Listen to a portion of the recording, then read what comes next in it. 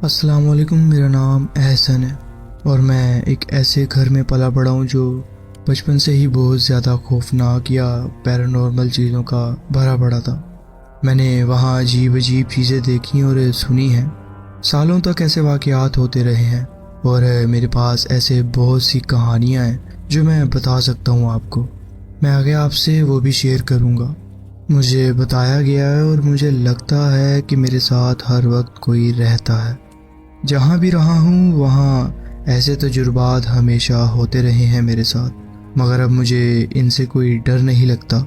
मैं इनका आदी हो गया हूँ। मगर मेरी बीवी ऐसा नहीं सोचती।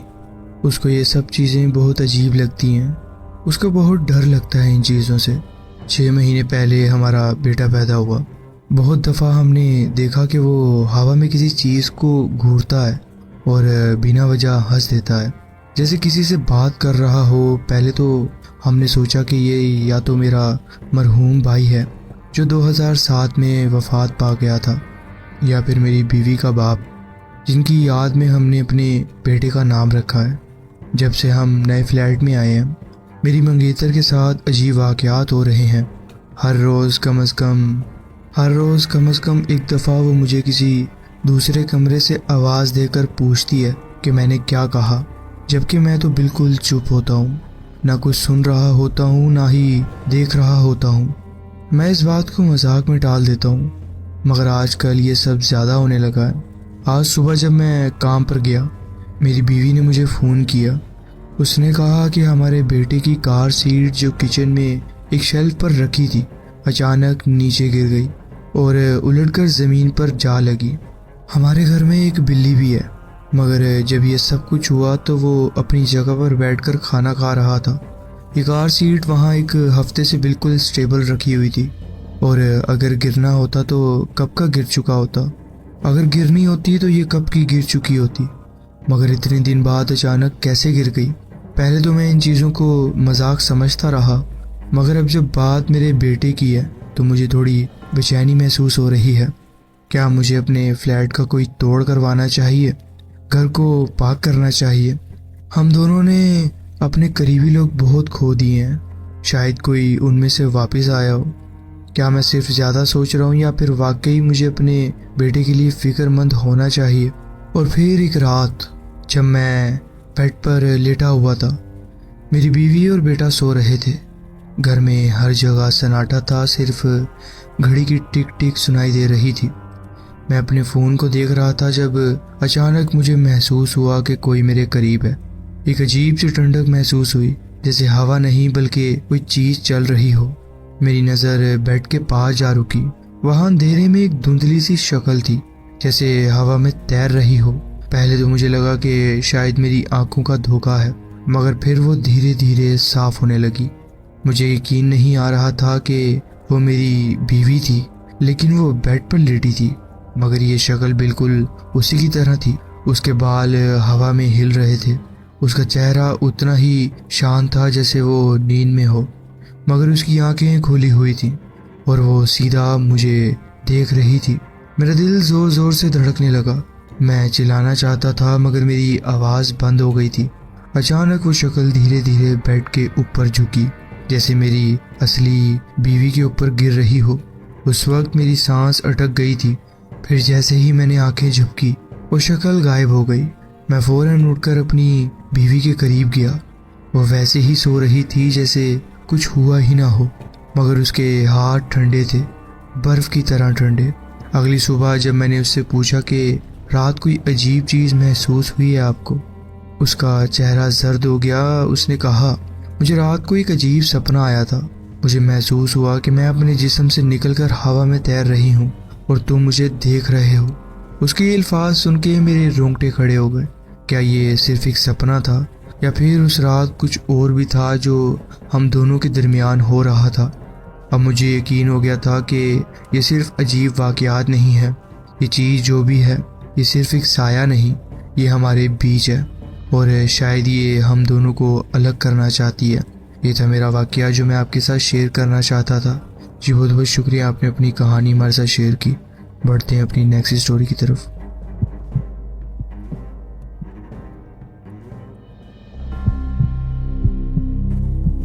अस्सलामुअलैकुम, मेरा नाम अनस है। ये वाक़या 2018 में पाकिस्तान के शहर लाहौर में हुआ है। मैं उस वक्त 18 साल का था और एक पार्ट टाइम नौकरी कर रहा था। मेरे पास मेरी गाड़ी नहीं थी, इसलिए मुझे अपने ऑफिस तक पहुंचने के लिए 2 बसेस लेनी पड़ती थी।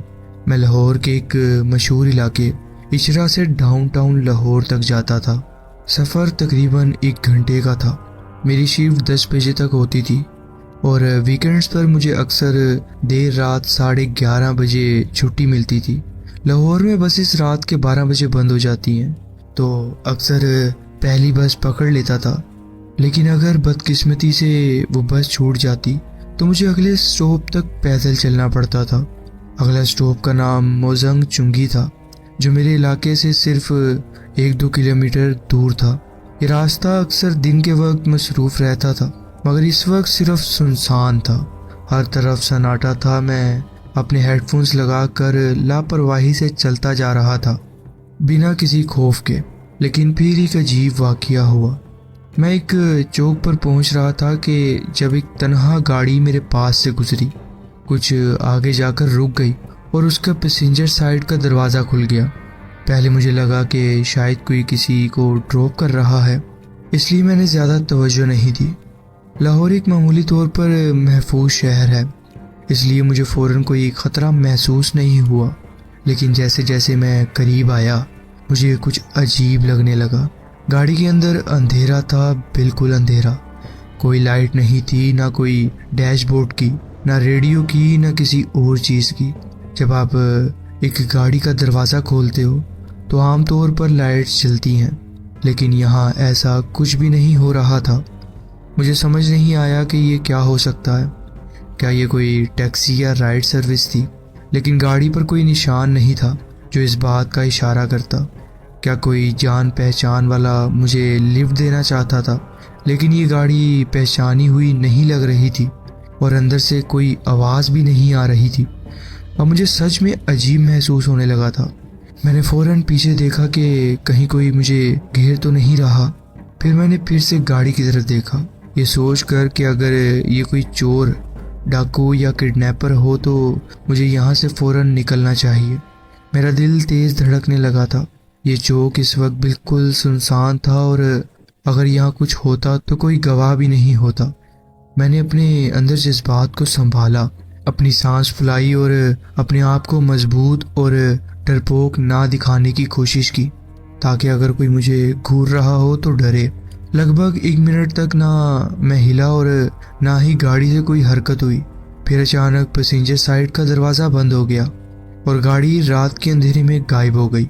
मैंने बाकी का सफ़र बिना हेडफोन्स के तय किया, हर तरफ से ज़्यादा होशियारी और महफूज रहने की कोशिश कर रहा था। और आज भी जब इस वाक़ये के बारे में सोचता हूँ तो अजीब सी घबराहट महसूस होती है। क्या ये कोई किडनैपर था, कोई ह्यूमन ट्रैफिकर, या शायद कोई कातिल, या फिर ये कोई और ही अजीब चीज़ थी जो इंसानी नहीं थी। मेरा दिल मानता है कि अगर ये कोई कातिल या किडनैपर होता तो शायद और ज़्यादा कोशिश करता, या फिर ये सिर्फ एक मामूली वाक़या था जो मुझे कुछ ज़्यादा ही अजीब लगा। ये था एक वाक़या जो मैं आपके साथ शेयर करना चाहता था। जी बहुत बहुत शुक्रिया, आपने अपनी कहानी हमारे साथ शेयर की। बढ़ते हैं अपनी नेक्स्ट स्टोरी की तरफ।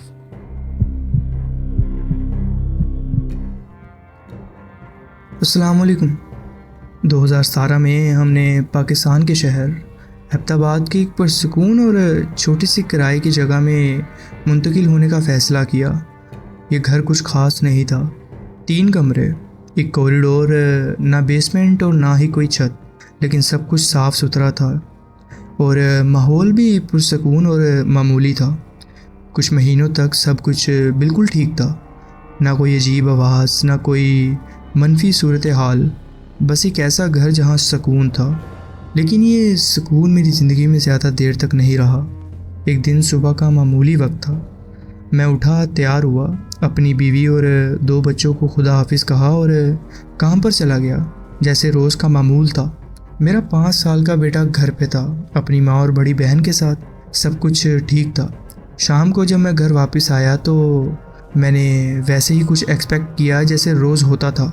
बच्चों के खेलने की आवाज़ या खाने की खुशबू। लेकिन इस बार घर में गरूर सा सन्नाटा था। ऐसा नहीं कि डर लगने वाला सन्नाटा, बस खाली लग रहा था घर। मुझे लगा शायद सब मार्केट गए हैं, लेकिन फिर भी मुझे कुछ अजीब सा महसूस हो रहा था।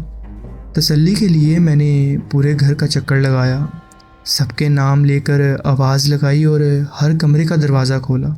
हर दरवाज़ा खुला हुआ था और हर लाइट बंद थी। जब कुछ मुझे मिला नहीं तो मैंने थोड़ा मुस्कुराया कि शायद ये सब मुझे डराने के लिए छुपे हुए हैं। वापस लिविंग रूम में गया और सोफ़े पर बैठ गया, जो कि बेडरूम्स की तरफ जाने वाले हैं। मैं अभी तक ऑफिस के कपड़े में था और बस रिलैक्स होने लगा। जैसे ही मैंने लाइटर जलाया, अचानक से वो भाग कर आया पिछले बेडरूम से। मेरा बेटा या कोई और, या कोई ऐसी चीज़ जो उसकी तरह की नज़र आती थी। वो सीधा हालवे में दौड़ा जहाँ लिविंग रूम की रोशनी और अंधेरा मिलता था, और वहाँ रुक गया। बस मुझे घूरता रहा। मैं इतना ज़्यादा घबरा गया कि पीछे गिरते गिरते बचा। दिल हलक में आ गया और मैं रिफ्लेक्स में किचन की तरफ भाग गया।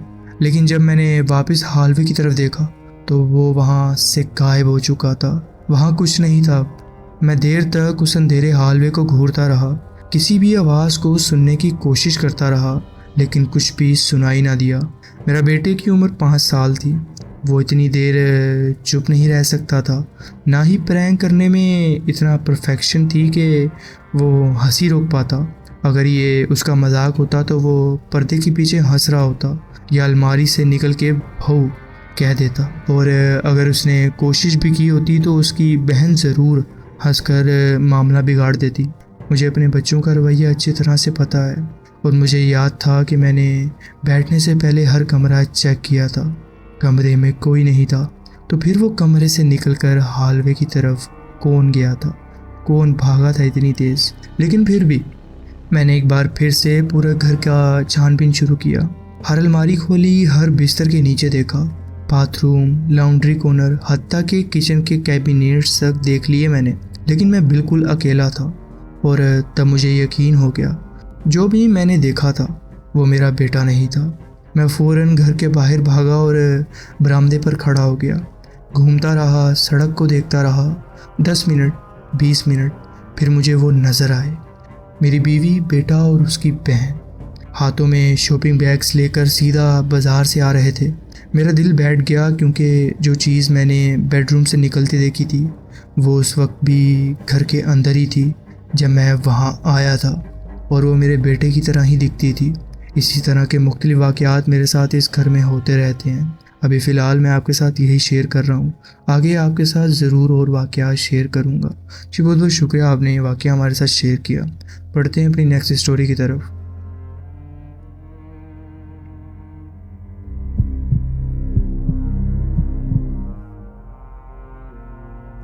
अस्सलामुअलैकुम। मेरे वालिद के काम की वजह से हमें अक्सर पाकिस्तान के मुख्तलिफ़ शहरों में रहना पड़ता है। एक दफ़ा उनका एक कॉन्ट्रैक्ट फैसलाबाद के बाहर एक पुराने और अलग खेत में बने हुए फार्म हाउस में मिला। फार्म हाउस कम घर ज़्यादा था। वो एक पुराना लेकिन खूबसूरत मकान था, 2 मंजिलों पर मुश्तमिल। पुरानी लकड़ी के कड़कते फर्श और एक पुरानी डूबी सा शफ था, जैसे वो हॉरर फिल्म्स में दिखाते हैं। मैं उस वक्त घर पर तालीम हासिल कर रहा था, इसलिए ज़्यादा वक्त मैं इस जगह के चक्कर लगाता रहता था। मेरी वालिदा और मैं मुश्किल से ही घर से बाहर जाते थे। ये घर हमारी पूरी दुनिया बन गया था। इस प्रॉपर्टी का असल मालिक बुज़ुर्ग शोहर बीवी थे, जो अब मकान से तकरीबन 500 मीटर दूर एक छोटी सी कोठिश में रहते थे। ये घर उस बुज़ुर्ग शख्स के वालिद ने बनाया था और उसने अपनी पूरी ज़िंदगी यहीं गुजारी थी। अपने 2 बच्चों को यहीं पाला था। मुझे ये अजीब लगा कि वो दोनों इतनी छोटी जगह क्यों रहते हैं, इतना बड़ा घर किराए पर क्यों दिया हुआ है उन्होंने। लेकिन मैं ये समझ गया कि उनकी उम्र के लिए इतना बड़ा घर को संभालना मुश्किल हो सकता था। शुरू में सब कुछ ठीक लगता था मुझे, लेकिन 1 महीने बाद छोटी छोटी चीज़ें अजीब महसूस होने लगीं। मेरी वालिदा रोज़ शाम को वालिद के आने से पहले खाना बनाती थीं ताकि उनका खाना गर्म हो और नहाने का पानी तैयार हो। एक शाम जब हम लाउंज में बैठे हुए थे, हमें किचन से आवाज़ आई जैसे कोई देगची उबाल रहा हो। जब मेरी माँ चेक करने गई तो देखा कि तमाम बर्तन अलमारियों से निकलकर काउंटर पर उल्टे रखे गए थे। उन्होंने फ़ौरन कहा कि ये तुमने किया है, लेकिन मेरी कितनी भी सफाई उन्हें नहीं मना सकती थी और मुझे भी घबराहट महसूस होने लगी। कुछ दिनों बाद हम लाउंज में टीवी देख रहे थे कि हमें ऊपर से कदमों की आवाज़ सुनाई देने लगी। किसी की आहट महसूस होने लगी। धीमी धीमी समझदारी से उठाए हुए आहटें पुरानी लकड़ी के फर्श पर इधर उधर चल रही थीं। फिर वो आवाज़ें सीढ़ियों की तरफ बढ़ने लगीं और फिर खामोशी। हमने पूरा घर चेक किया लेकिन कोई भी नहीं था। कदमों की आवाज़ और किचन में चमचों की खरचने की आवाज़ रोज़मर्रा का हिस्सा बन गई थी हमारी ज़िंदगी के लिए। मेरी माँ डर गई थी, लेकिन वालिद ने हंसकर कहा, हवा होगी या कोई परिंदा या कोई छोटा मोटा जानवर होगा। उन्होंने बर्तनों के बारे में कुछ नहीं कहा, लेकिन उनकी आंखों से लग रहा था कि वो समझ रहे हैं मैं कोई शरारत कर रहा हूँ, जबकि मैं ऐसा कुछ नहीं कर रहा था। फिर वो दिन आया जो आज भी मेरी रूह को हिला देता है। मेरी माँ शॉपिंग करने गई थी और मैं घर में अकेला था। मैं टीवी के सामने बैठा गेम बॉय खेल रहा था कि फिर वही कदमों की आवाज़ सुनाई दी। इस दफ़ा ये आवाज़ सिर्फ ऊपर तक नहीं रुकी, बल्कि ये धीरे धीरे नीचे आने लगी। मैं जम गया। मेरा दिल घबराहट में चला गया। हर स्टेप का चीखना सुनाई दे रहा था मुझे महसूस हुआ कि कोई भारी चीज़ सीढ़ियों से नीचे उतर रही है। ये हवा नहीं थी या कोई जानवर भी नहीं लग रहा था। मैं बिना सोचे समझे गेम बॉय हाथ में लिया, भागकर घर से निकल गया और 3 किलोमीटर दूर फार्म के गेट तक पहुंच गया। मैंने पीछे मुड़ के देखा, जो मैं देख ही नहीं सकता था। पूरे रास्ते मुझे महसूस होता रहा कि कोई मेरा पीछा कर रहा है, कोई जो मुझे देखना चाहता है, लेकिन मैं नहीं रुका। बाहर पहुंचकर मेरा सांस फूला और मैं वहां बैठा रहा। कई घंटे गुजर गए। मेरा गेम बॉय मेरे हाथ में था, जो कि अब बंद हो गया था, लेकिन मैं उसे हाथ में पकड़े बैठा रहा जैसे किसी ज़िंदगी की डोर हो। मुझे पता था कि अंदर नई बैटरी चार्ज हो रहे हैं, लेकिन मैं वापस नहीं जाना चाहता था। मॉर्टल कॉम्बैट की गेम इंतज़ार कर रही थी। इस दिन के बाद वो सरगर्मी कभी इतनी इंटेंस नहीं हुई, लेकिन कदमों की आवाज़ और किचन में बर्तन इधर उधर होना मिलते रहते हैं, हमें नज़र आते रहते हैं। मैं और मेरी माँ हमेशा चौकन्ना रहते हैं। हम उस घर में 1 साल से थोड़ा ज़्यादा रहे।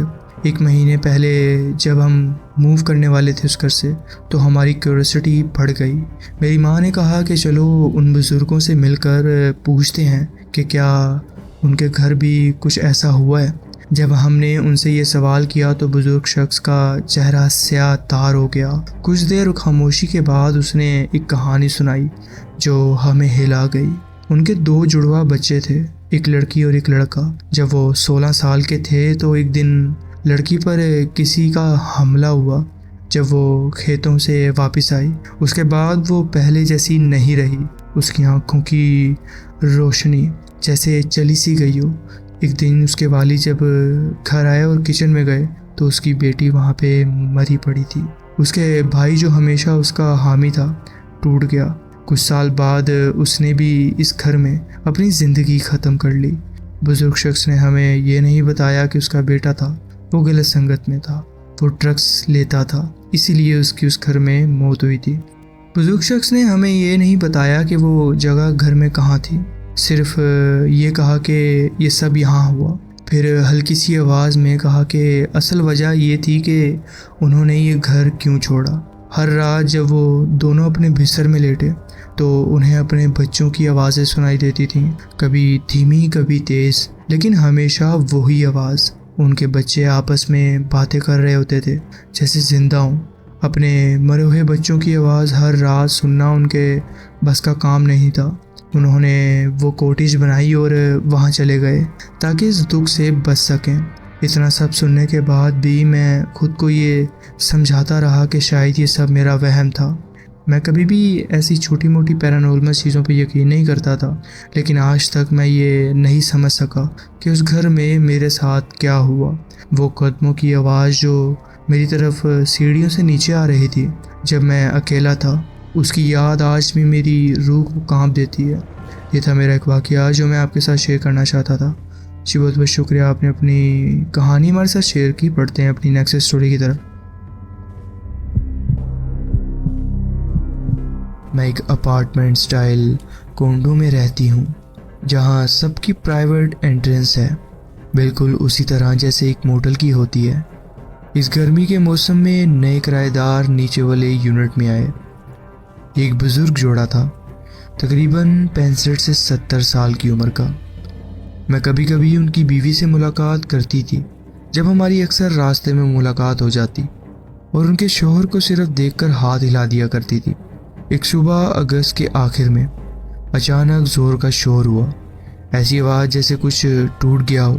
मैं फ़ौरन अपनी स्लाइडिंग ग्लास की तरफ भागी और देखा कि एक बाहर वाली टेम्पर्ड ग्लास की खिड़की पूरी तरह से टूट चुकी थी।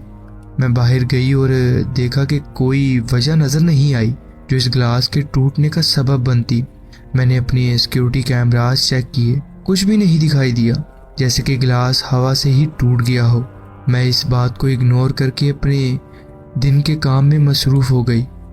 कुछ घंटों बाद पार्किंग एरिया एम्बुलेंस और फायर ट्रक से भरा हुआ था। स्टेट पुलिस भी आ गई थी। मैंने सोचा कहीं नीचे वाले बुजुर्ग जोड़े के साथ कुछ हो ना गया हो। मैं फ़ौरन नीचे भागी, लेकिन वहाँ EMT यानी इमरजेंसी मेडिकल टीम ने मुझे एक अजीब नज़र से देखा। उस बुजुर्ग औरत का बेटा वहाँ था और उसकी माँ चीख चीख कर रो रही थी। मैं वापस अपने अपार्टमेंट आ गई और उन्हें अकेला छोड़ दिया। बाद में पता चला कि उस बुजुर्ग आदमी की नींद में मौत हो गई थी। सुबह 9 बजे जब उनकी बीवी उठी तब वो जिंदा थे, लेकिन दोपहर तक उनका बेटा मिलने आया, तब तक उनकी डेथ हो चुकी थी। जो ग्लास का शैटर्ड होने का वक्त था वो बिल्कुल 10:30 सुबह का था। मेरे पड़ोसन इस बात को किसी बड़ी चीज़ से जोड़ रही थी, लेकिन मैं शक में थी। 3 हफ्ते गुजर गए। एक रात मुझे अपनी स्लाइडिंग डोर पर जोर से नोक की आवाज़ सुनाई दी। फिर एक जोर का धक्का भी लगा। मेरा जो कुत्ता है वो फौरन उठ गया और कमरे के एक कोने की तरफ देखने लगा, जैसे वहाँ कुछ हो। उसके बाल खड़े हो गए और वो बार बार गुरगुराने लगा। अचानक एक तरफ रखी चीज़ें गिरने लगीं। मैंने उसे शांत किया, लेकिन ये सब अजीब था। मुझे वो बुजुर्ग आदमी याद आया और फिर मैं अपने काम में लग गई। पिछले हफ्ते जब मैं अपनी गाड़ी में बैठ रही थी तो मैंने देखा कि रैडर पर एक इंसान का नक्श देखा जो मेरी गाड़ी की तरफ आ रहा था। जब मैंने दरवाज़ा बंद किया और देखा तो वहाँ कोई नहीं था। फिर मैंने रैडर पर देखा कि वो शख्स मेरी गाड़ी के सामने रुका हुआ है, फिर बैक सीट की तरफ चला गया जहाँ मेरा कुत्ता बैठा हुआ था, और फिर एकदम से गायब हो गया। कुछ दिन बाद जब मैंने अपने तो उन्होंने कहा वो ये कल मेरे साथ भी हुआ था, ये सिर्फ सिस्टम का ग्लिच है। उनका कहना था कि राइडर ने सिर्फ उसका ही अक्स दिखाया होगा जो पहले वहाँ से गुजरा था, मगर मुझे ये बात हजम नहीं हुई क्योंकि राइडर ने कभी इस तरह का लैग नहीं दिया था और उस शख्स का रास्ता भी मुख्तलिफ था जो मैंने लिया था। कल रात मेरे शोहर किचन और लिविंग रूम की लाइट बंद करके सो गए। मैं शावर लेकर रूम की तरफ जा रही थी कि मेरी नज़र किचन की रोशनी पर पड़ी जो कि ऑन हुई थी। गुस्से में जाके मैंने लाइट बंद की और दोबारा रूम में बेड की तरफ आ गई। रात के दरमियान जब मेरी आंख खुली तो देखा कि हालवे में रोशनी थी। मैंने इसे नज़रअंदाज कर दिया। सुबह जब मेरा शोहर उठा तो उन्होंने मुझसे पूछा, तुमने रात किचन की लाइट ऑन क्यों छोड़ दी थी? मुझे यकीन था कि मैंने तो लाइट बंद की थी। आज मेरे एक दोस्त ने मुझे एक गोस्ट डिटेक्टिंग ऐप डाउनलोड करने का कहा है। जब मैंने इसे चलाया तो मुझे लगा कि सिर्फ कुछ लिखा आएगा, लेकिन अचानक इस ऐप ने बोलना शुरू कर दिया। मैं डर गई और मैंने फ़ौरन इसे बंद कर दिया। मुझे वैसे भी ऐसी चीज़ों पर डर लगता है। मैं ऐसी चीज़ों को सोचना भी पसंद नहीं करती और अब मैंने कई कुरान की आयात सूरह पढ़ के अपने घर में फूंकी है जिससे कि कुछ मामलात कम हुए हैं और अब मैं ये अमल रोज़ाना करती हूँ। ये था मेरा वाक़या जो मैं आपके साथ शेयर करना चाहती थी। जी बहुत बहुत शुक्रिया, आपने अपनी कहानी हमारे साथ शेयर की। तो जी फ्रेंड्स, ये थी आज की स्टोरीज़। आप कमेंट्स में ज़रूर बताएं कि आपको ये स्टोरीज़ कैसी लगी। अगर आपको ये स्टोरीज़ अच्छी लगी हो तो वीडियो को ज़रूर लाइक कीजिए और चैनल को ज़रूर सब्सक्राइब कीजिए और बेल आइकन को ज़रूर प्रेस कर लीजिए ताकि आगे आने वाली कहानियाँ वीडियोज़ आपसे मिस ना हो। अपना ख्याल रखें और मिलते हैं नेक्स्ट वीडियो में। अल्लाह हाफिज़।